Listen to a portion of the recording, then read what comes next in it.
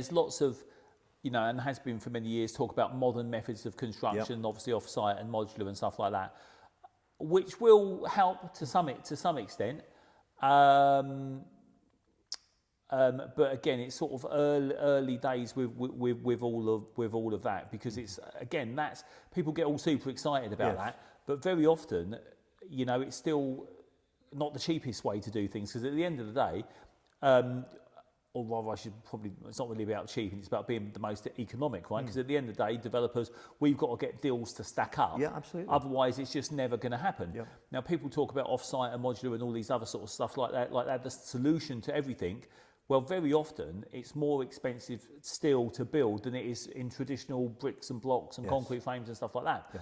Now, that, I think, will change and will start to flip a bit as it becomes more widely adopted, but we haven't quite got there yet. So, there's a lot of stuff needs to change, and is changing slowly.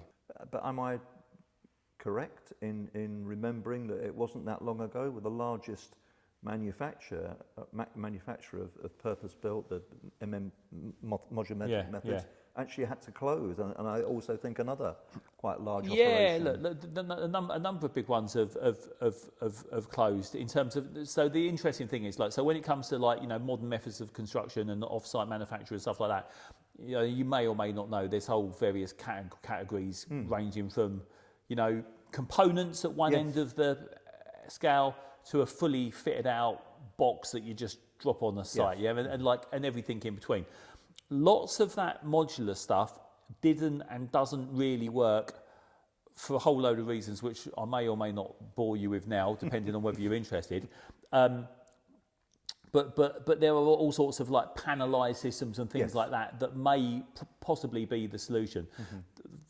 Again, one of the things that really affected lots of the big factories and the modular manufacturers was the same that affects developers, actually. It's all to do with land and the planning pipeline, and the fact that they thought they were going to be building 500 boxes to drop on the site, and all of a sudden that site doesn't get planning permission, so they've got a factory sitting there doing nothing.